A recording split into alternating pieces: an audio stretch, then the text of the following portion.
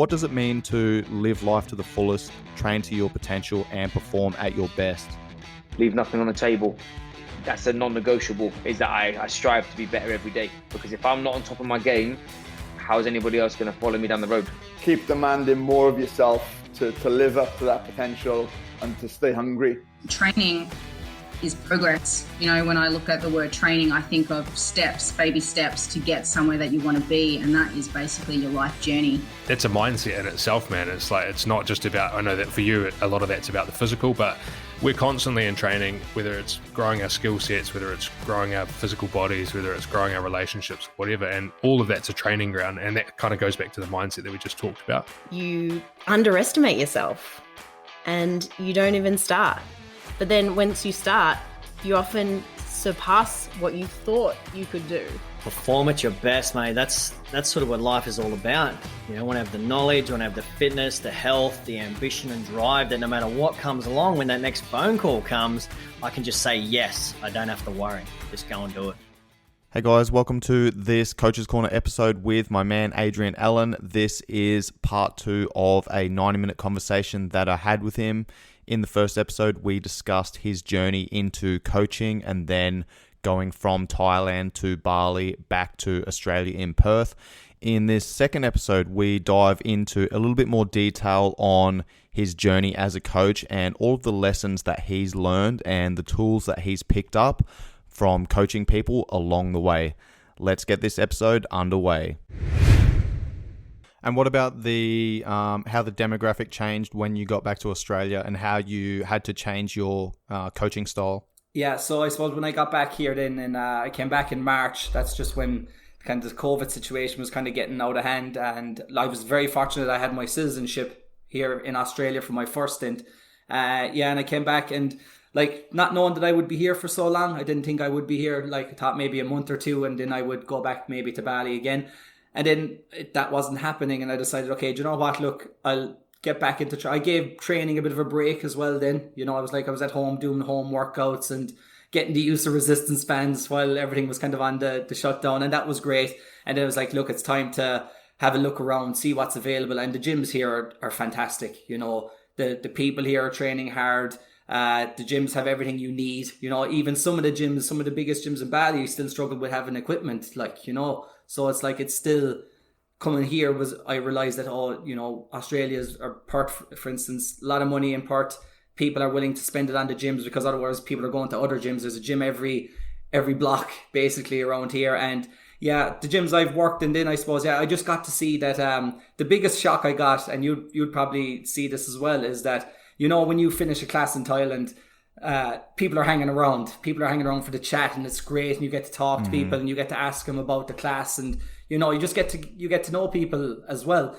I was in here, and that was probably my first day in the job, and I was in there like 5 o'clock in the morning. No, we don't start our classes in Thailand at 5 o'clock in the morning. We know that.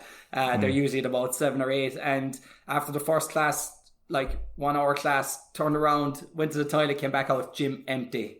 Everyone gone, no one hanging around. I was like, I actually asked myself the question, and the other guy was like, where's everyone gone? And he was like, to work, I suppose, like, you know. And I was like, shit, it's like no one actually hangs around. They're going to start their day, bro. Yeah, they are, like, yeah. And, you know, obviously now I can see that, like, people just get in, get out, in and out. You know, they want, it's a big change of pace here, but you've got to understand that people have other stressors. And even when I talk to these people and the high, the jobs that they do have and the stressors that they have in life, it took me back to like the time that I was doing the mining. I was like, oh, Jesus, these people have these every day as well. Like, you know, I was lucky enough to have the break and live in Thailand and live in Bali, and now I'm back.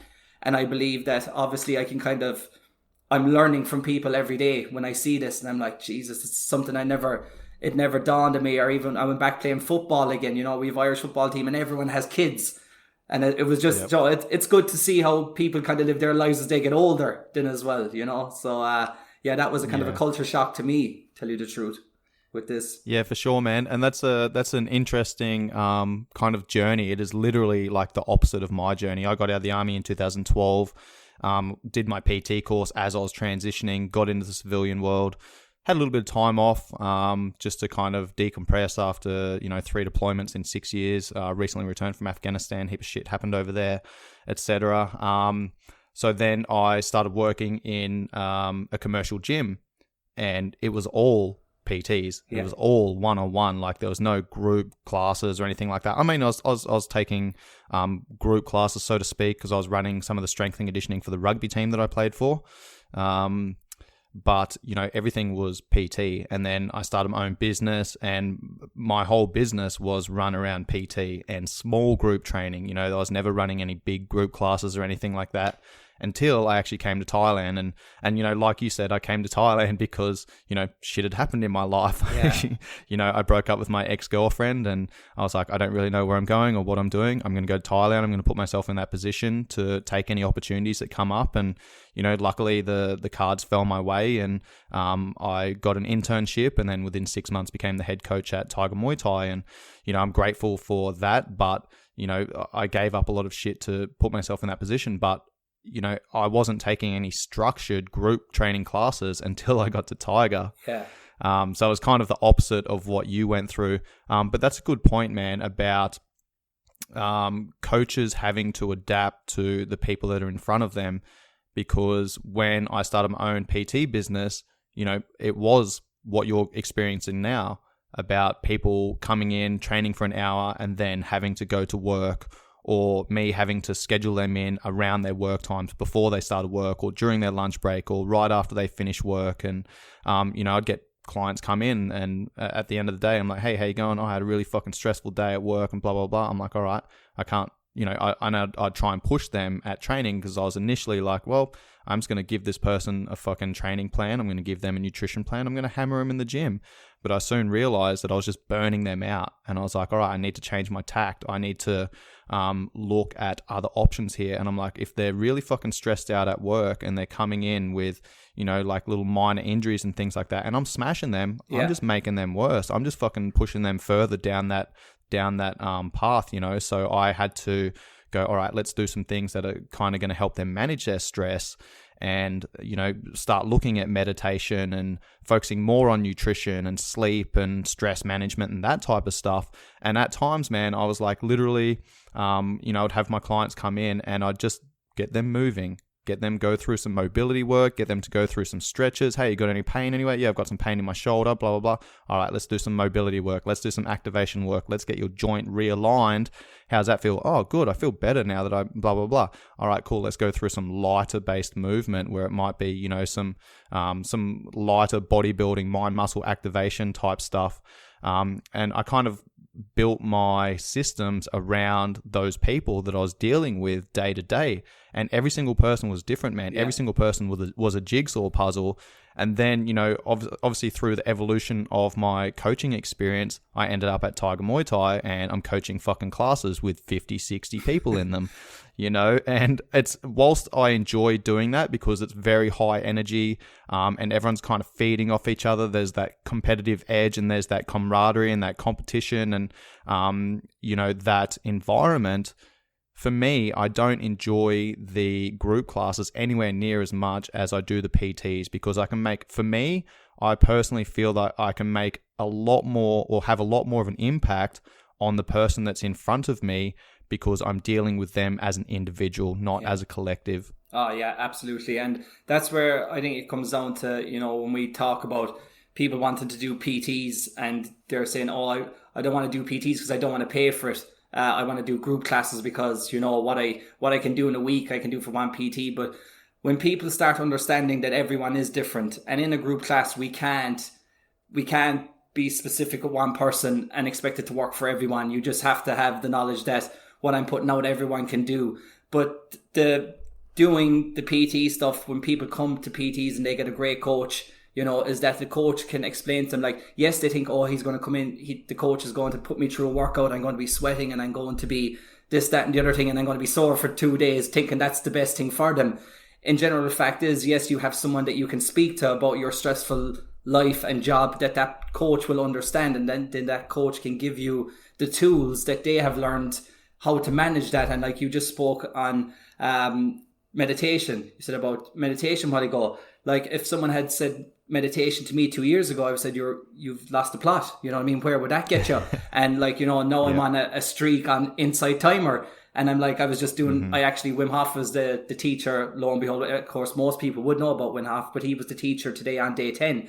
And, you know, it's like, we're all on this journey, and for me to go to someone saying that, Joe, would you try it? You don't push it on anyone, but it's the same with everything else, you know, is that we do have the tools that we can show you how to deal with these stresses in life. And then when you come to see me, I'm not going to add to those stressors. I'm going to give you tools to take away, and you can use them, and then you can come back to me, and then you'll feel better about yourself every time you're coming to see me. Not, you know what, and I would have been guilty of doing it as if someone wanted a PT before, was like, okay, I'll put you through a conditioning session, I'll give you a good session. But at the time, I wouldn't have had the tools either myself. And, you know, at the start, as coaches, we all don't have the answers. We're still like, we're learning every day, and every person is different. And as soon as we realize that, you know, it's like some person might say, oh, I want a meal plan the same as X, you know, and you're like, no, that can't happen. And then you're being questioned. But yeah, as coaches, and when we deal with someone on a one-to-one level, and I 100% what you're saying is like, you know, you can help that person even more. Yes, the group fitness classes, it's the place, but if that person can see in a group fitness class that you're better, that you will be just as probably have more of an impact on their life on a one-to-one basis, then, you know, that's where you can help them even more. But I think people, and definitely the way life is going, obviously, over the last couple of months, is that people need to be doing the work, you know, on themselves. Like, there is health and fitness, but there is the other 20 hours of the day, 23 hours of the day that we need to look at to improve our lives as well. Yeah, 100%, man. Very well said, bro. Going back to what you said earlier, in the last kind of 9 months to 12 months, you said that you've done a lot of work on yourself, and you're starting to realize that there's so many other aspects to coaching rather than, like I said earlier, just the fitness and just the nutrition side of things. What's the type of stuff that you're working on that you've realized, and how did that come about? Is that because you are now doing more PTs and you are kind of working with people one-on-one, and you are figuring out that every single person's a jigsaw puzzle and everyone needs different tools at different times? Yeah, I suppose what it was when I came back and I had a chance to slow down. Like, I was running around in circles. Like, I was having the best time of my life, tell you the truth. But I just wasn't doing, I suppose, the mindset coaching and stuff was appearing, and I was trying to understand what it is people were going on about. And I probably just didn't have the time to slow down and think for myself. So when I came back, and do you know what, actually, it was basically when Simon Hall invited us on the 10-day mastery course. You know, that was a game changer, 100%. From the people, like, he invited, you were on there, and then I was invited on, and I was like skeptical. I was like, oh, I don't know what this is going to involve. And then Simon was telling us who would be involved, and there would be breath work and meditation and journaling, and speakers would come in and give speeches. And you know, I was like, oh, I don't know about this at all. And honestly, from that moment on, you know, to be able to see you coaching people the way you do, like, you know, like I said, I'm like a high energy kind of coach that love to get people moving. I get very excited. And then, like, you come in and do, like, for instance, your push-up today on the floor. Okay, the 3 seconds. I have not done push-ups any other way since. You know what I mean? It's slow and it's controlled. I'm not trying to do 100 push-ups anymore. I'm trying to do 5 in 50 seconds. Yeah, that's the way I'm doing 100%, it. 100%, bro. That's awesome, man. It's not what you do, it's how you do it, right? Like, and for those people that are listening that weren't on that course, it was 10 days of oh man, there's so many workshops from so many different professionals across, you know, a broad spectrum of modalities, and myself and Adrian were on there, and, you know, I'm a very educational coach, so rather than just hammering people through a workout, I was like, hey, you know, everyone jump down into a push-up position, and what I want you to do with the push-up is tuck your tailbone under, get your abs engaged, squeeze your legs together, get your glutes firing, then think about squeezing your hands together, and then take 3 seconds to lower down into that bottom position, hold that bottom position, keep everything tight, keep your body like a plank of wood, hold there 3 seconds, then drive back up 3 seconds, don't let anything change, don't let anything move, create that tension throughout the entire body. And people did like 3 push-ups and they're like, holy fuck, that was hard. It was, yeah. And that's exactly what it was. And, like, you know, with that 10-day mastery course, it was all free. And, like, when I did my first class, it was like, I felt great. I was like, oh, why do you ever say no to things, you know? And I think that's the fear as well. But then, like, having the chance to see the way you coach, the way Lizzie coached, the way Joy coached, it's all well and good if we could all work together every day, but we don't get to see what each other do every day, and that really opened my eyes. And that was just on the fitness aspect. Sometimes you might think, you don't need to turn up to those fitness classes because, I do fitness or whatever, I do my own strength and conditioning, but you learn from other people. And like that push-up, it's simple. You think, sure, you surely know how to do a push-up, but the way that was done was beautiful. And then it was Sarah Gregg's journaling course. Sarah Gregg gave a speech on journaling, and that was the first time I ever journaled. And from that day on, I have a journal in front of me every single day. Like, I'm trying to do it every day. I definitely don't miss more than 2 days, that's for sure, but it's definitely become like I've trialed this and now I can see the benefits of it. And then you had the guys like Simona doing the breath work, and there's another couple of girls doing the breath work, and that was amazing. And again, it was just listen to relationship coaches, and it was like, why do I need to listen to the relationship coach? And then like a couple of months later, like I should have listened to that relationship coach speech. I would have probably learned from it, because since I've come back here, my relationship has been my sister, because I live with her now, because she lives here. But it just makes you look. It just made me look into the other aspects of life that might benefit us. And from that day forward, the journaling, the meditation, the way we worked out. Obviously, it was in lockdown. So, we all know that everyone was putting workouts out, home workouts on Instagram and whatnot. And like, that was great. I had a great time doing that. But just to see when people slowed it down, and gave people real value and add value to people's lives, not give them what 99% of Instagram influencers are giving them, which is like a serious sweat session.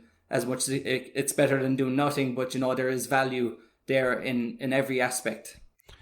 Yeah, man, that's a really good point that I want to pause on for a moment, because, and this kind of ties into everything we're talking about with the difference between training people on the soy at Unit 27 at Tiger Muay Thai compared to training people back home.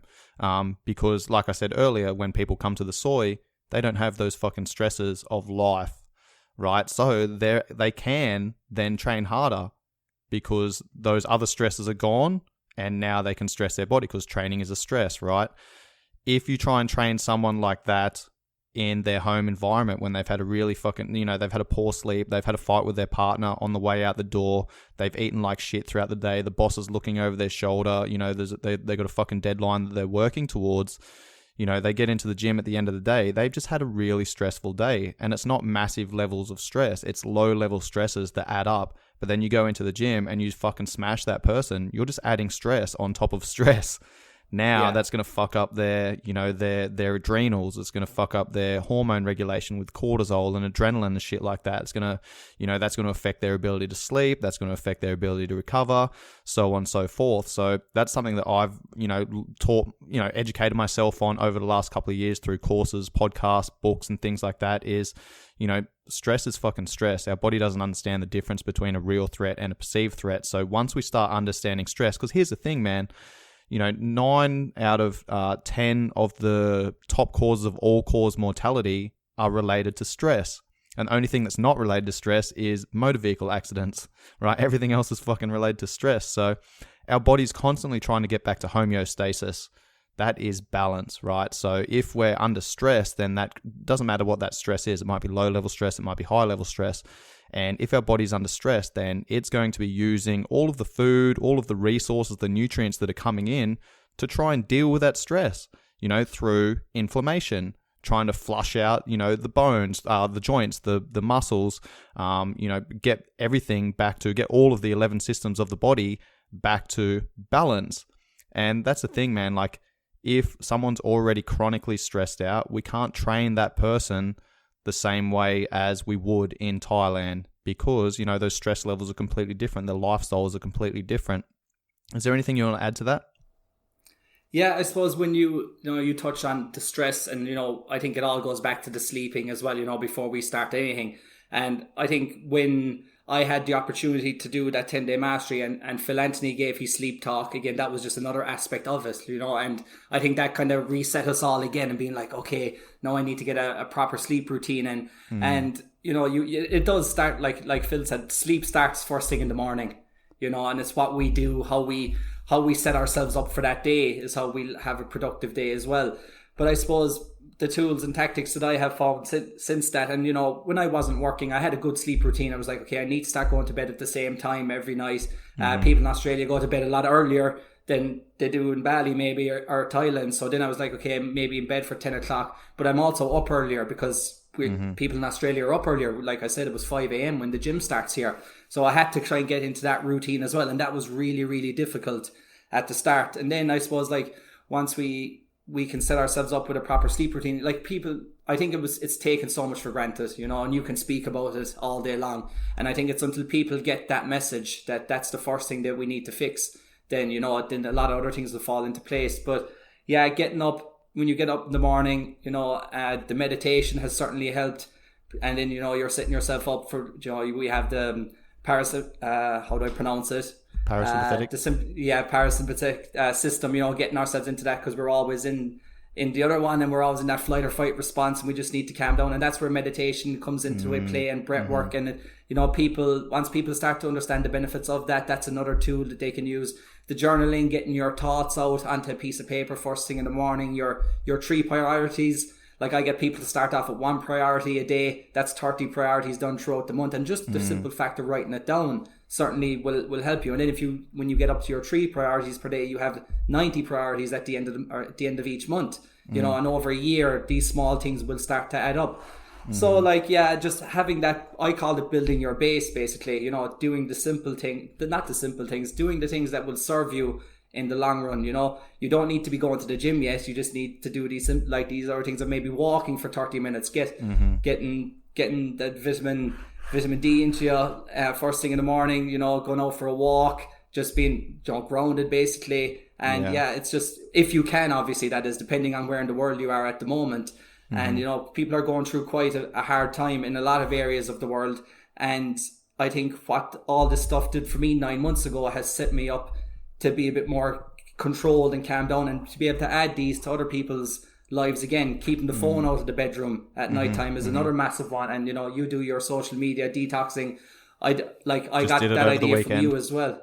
Yeah, exactly. And I do it today. I won't go on Instagram or YouTube or whatever the case may be today, because it definitely serves you well. And I think people must realize that we have a lot of distractions in our life, and it's how we deal with these distractions. And we can have, they say, up to 60,000 thoughts a day, and most of them are reoccurring. And the more you can get that down onto paper, then the more you can start to see what it is affecting you, and what it is you need to control, or what it is you need to maybe do a bit more work on.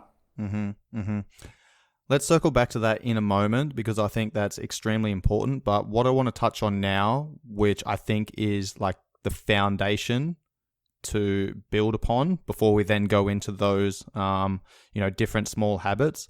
But something that you posted on social media about recently was your vision board. Can you talk to me about that and explain that to my audience? Yeah, so I suppose with the vision board, it was something that I had seen or heard a lot about before. And, I've come across it, you'd see it on Instagram. Other people that are doing really well have visions boards, something that they can see every day, that is, that they can see, and they can, this is what it is I should be doing. Now, I was doing little things little post-it notes I would write. The priorities was the first thing that I actually started to do. I would write 3 priorities on a sticky note, stick it to the wall, and then next day come back at night and see if I had done that. Yeah, can you give me an example? Yeah, that's cool, man. Can you give me an example? Yeah, so I suppose my first 3 priorities would be basically I need to wash clothes today. They can be simple. It didn't need to be anything fantastic. So I need to do my washing today. I need to food prep, and then it's I have to go collect my sister from the airport this evening.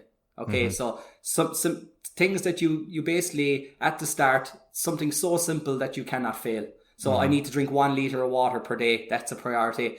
I need to what else could you say?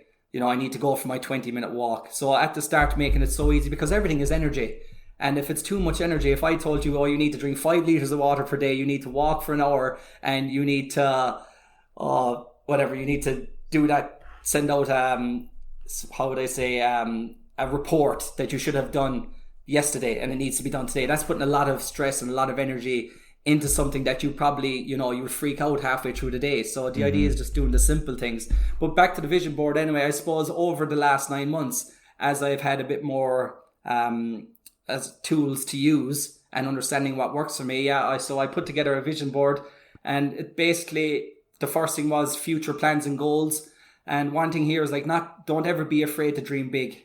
Like, you need to have, if you have your long-term goals, your short-term goals, don't be afraid. Whatever it is you want, you write it down. And then I just stick it to the vision board. Then the second section would have been build your base. These are the things like sleep routine, not having my phone in my room, reading 5 pages a day, keeping it nice and simple. Then I have another analogy. It's like, what does not make the boat go faster? So I list a couple of things that are not serving me, like drinking alcohol to excess, losing days through hangovers, scrolling social media, like what else would be there? Not having any structure to my workouts, and the list can go on, and you just find things over time, and you can add to this as the days and the year goes on. You go, okay, that didn't serve me well. Write it down. So then you getting it out there to yourself. You're taking it out of your head and you're putting it on paper. Upcoming events is another thing, so that if there's something coming up, like we have an ice bath this weekend, so on Saturday I know not to book something in there. Like if I get a call, if my friend wants to catch up, I'm sorry, I'm going to an event, you can come to this event. And you've got like an ice bath event. So then you might go, you know what, I might be able to fucking push myself at training a little bit more on Friday or on Saturday morning, knowing that that's going to aid recovery. Yeah, exactly. And it's just like having these things in place, like McGregor's fight is fighting again in 2 weeks' time. It's just something I want to go and watch, and it's just a reminder.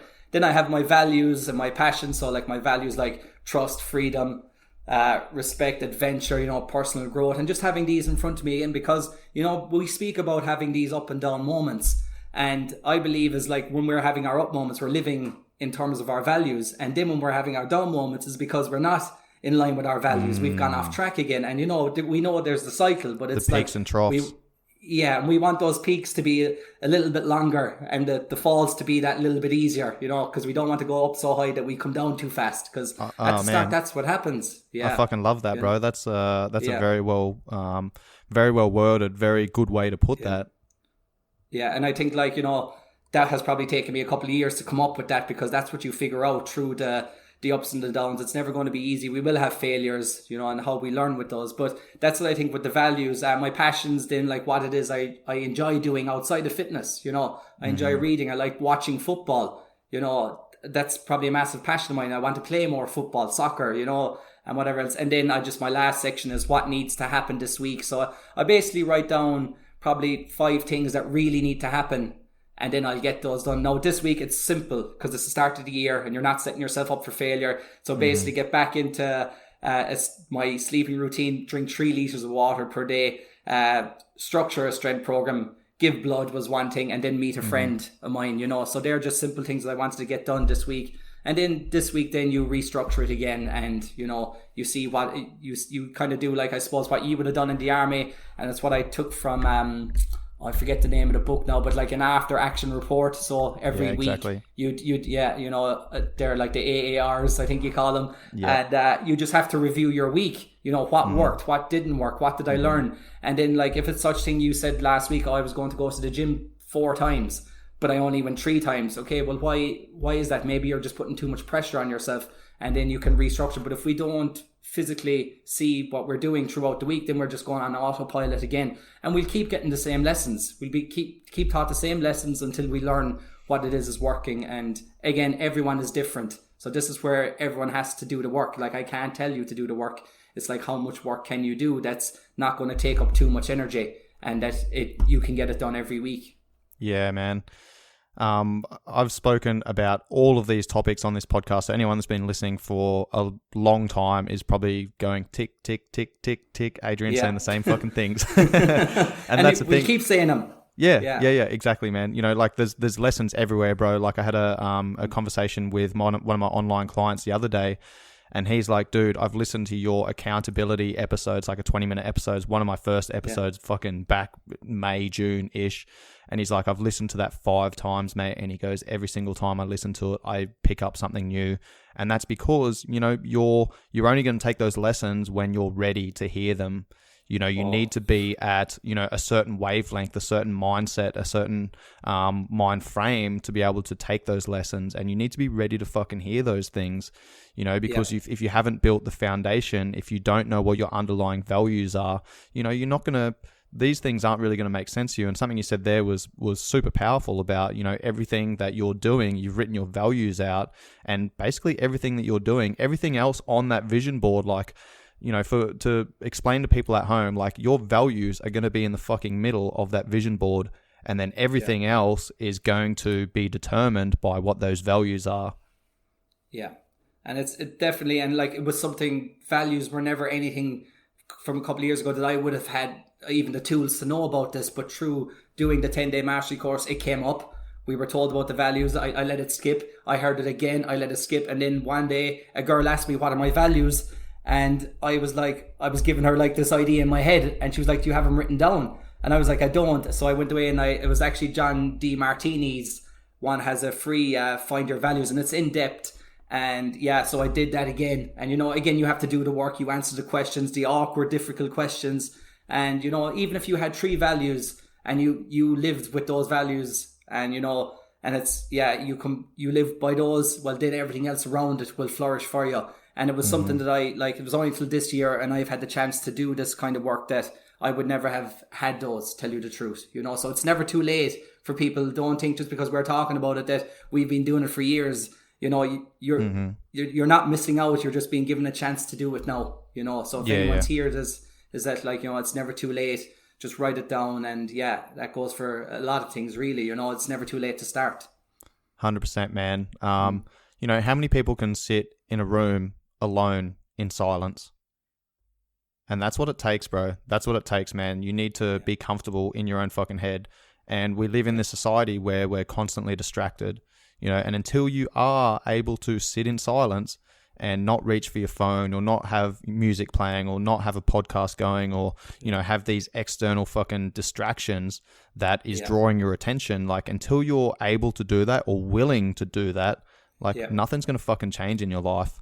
And having those values is extremely important. So powerful, man, because when you know what your values are, then every fucking decision that you make is going to be in line with those values. You say yes to the things that fit with your values, and you say no to the fucking things that don't fit with your values.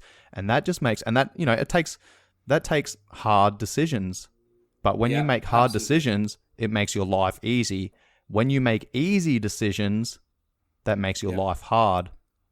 Oh yeah, and like, this was the one thing that say, we'll just on the values thing there again, is like being a people pleaser. For instance, a friend of mine rang me the last day, and he was like, you want to go to this event that's on Thursday night, me and the boys are going. And straight away I said yes again. And next thing, 20 minutes later, I was like, that's a drinking session. It's on the middle of the week, and it's going to set me up for failure. And I was like, you are not living to your values of, like, showing up every day like I said I would now at the start of the year, for myself and for others. And I rang him back 20 minutes later. I was like, look, I'm not going to go to that. I'm sorry. You know, and it's not as if you avoid your friends over everything, but if it's not going to line, it's a hard thing to do, to tell your friend that you're not going to go to an event that they want to. But I'm getting good at saying no, that's the truth, and stop being a people pleaser. And that's what a lot of people need to do as well, is stop trying to live other people's values, because that's exactly what it is. Everyone has different values. You want to align with yours. Yes, there needs to be a middle way. If you have a partner, if the two of you have different values, you need to find that middle section where it keeps you happy. But I think, something so simple, and understanding your values will take you a long way. Let's dive into that a little bit deeper, man, because I think this is a very intriguing conversation. How has your life changed since you actually wrote down your values? You sat down with yourself and you had a look in the fucking mirror and you said, what are the values that I want to live by? How's your life changed? And there we have it, part 2 with Adrian Allen on the Coach's Corner. We have one more episode to come where we dive a little bit deeper into the tools that he's picked up along the way, and he also gives some really good examples on how he uses those tools. If you enjoyed this conversation, please make sure you tag us in your stories. Ado is at AIDOALAN at Ado Allen. I am at coach_Kobes, KOBES. If you enjoyed this conversation, please pass it off to your friends and family, and any 5-star ratings and reviews are appreciated. Much love, guys. Peace.